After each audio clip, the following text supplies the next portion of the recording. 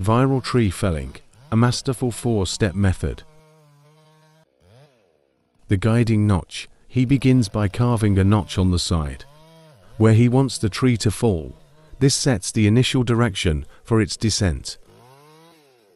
The pivot cuts. Next, he makes the deep cuts below the notch, completely severing the trunk. These cuts allow the tree to pivot smoothly as it falls, preventing uncontrolled twisting or snapping.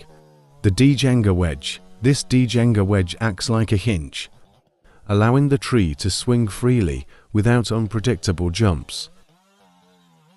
The final cut. Finally, he completes the back cut in his initial notch.